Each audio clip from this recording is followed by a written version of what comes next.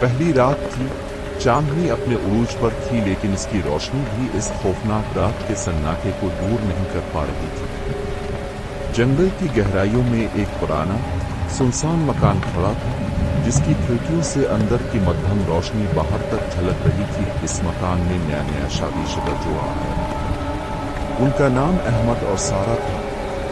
वो दोनों इस खूबसूरत जगह पर अपनी नई जिंदगी की शुरुआत करने के लिए बेहद खुश थे, लेकिन उन्हें क्या मालूम था कि उनकी यह खुशियां जल्द ही दहशत में बदल जाएंगी। पहली रात के खाने के बाद जब वो सोने के लिए तैयार हो रहे थे, अचानक उन्होंने बाहर से किसी के कदमों की आवाज सुनी। अहमद ने सोचा कि शायद ये कोई जानवर है, लेकिन सारा को कुछ और ही महसूस हो रहा था। अहमद, क्या तुमने वो कहानी सुनी है? सारा ने डरते हुए पूछा।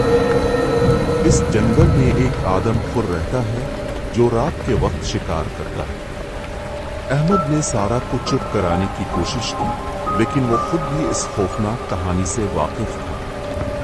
उन्होंने बाहर की जानिब देखा तो अंधेरे में कुछ साए नजर आए।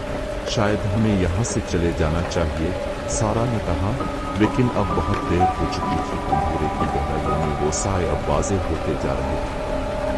अहमद ने दिल ही दिल में हिम्मत जमा की और खिड़की की तरफ बढ़ा ताकि वो बेहतर देख सके। खिड़की से झांकते हुए उसने देखा कि वो साए इंसानी शक्ल के थे, लेकिन कुछ अजीब से, जैसे कोई जानवर हो। कोई है वहाँ? अहमद ने बहादुरी से पूछा, लेकिन कोई जवाब नहीं आया। सारा ने अहमद का हाथ थाम लिया। इसके हाथ काम लगे। हमें यहाँ से निकलना चाहिए,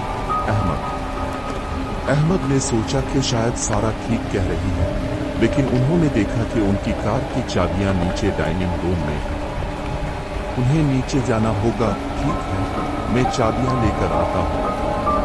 तुम यहाँ रुको, अहमद ने कहा और सीढ़ियों की तरफ बढ़ा। नीचे पहुंचते ही अहमद ने महसूस किया कि मकान का माहौल बदल चुका है। हर चीज खामोश थी, लेकिन यह खामोशी खौफनाक थी।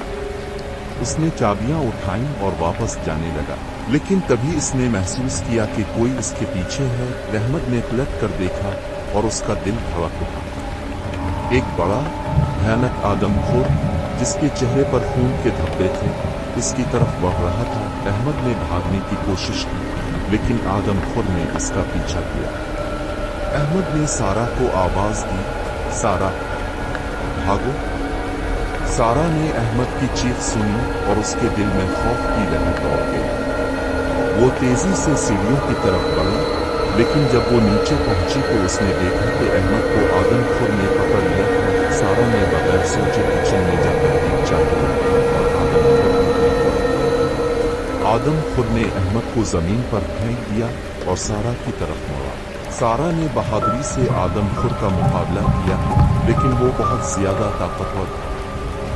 अहमद ने जमीन से उठकर सारा की मदद करने की कोशिश की, लेकिन आदमखोर ने इन दोनों को जमीन पर गिरा दिया। इस लम्हे उन्हें एक अजनबी आवाज सुनाई। एक और शख्स, जो पुलिस की वर्दी में मलबूस था, ने आदमखोर पर फायर किया। आदमखोर जमीन पर गिर पड़ा और अहमद और सारा ने राहत की सांस ली। पुलिस अफसर ने उन्हें बताया कि वो काफी देर से इस आदमखोर का पीछा कर रहे थे। वो इस जंगल में कई महीनों से लोगों को मार रहा था। अहमद और सारा ने पुलिस अफसर का शुक्रिया अदा किया और जल्दी से इस जगह से निकलने का फैसला किया। वो जान चुके थे कि यह खूबसूरत जगह उनके लिए मौत का घर बन सकती थी। जब वो अपनी कार में बैठ कर जा रहे थे तो उन्हें महसूस हुआ कि उनकी जिंदगी में एक नया मोड़ ले लिया। उनकी पहली रात जो खुशियों से भरी होनी चाहिए थी, एक खौफनाक याद बन चुकी थी। अहमद और सारा ने जैसे ही शहर की हुदूद में कदम रखा, उनके चेहरे पर राहत की लहर दौड़ गई। वो इस खौफनाक तजुर्बे से दूर हो रहे थे, लेकिन उनके दिलों में वो खौफ अभी भी बाकी था। हमें वहां कभी नहीं जाना चाहिए था, सारा ने कहा, आंखों में आंसू लिए। अहमद ने इसे तसल्ली दी।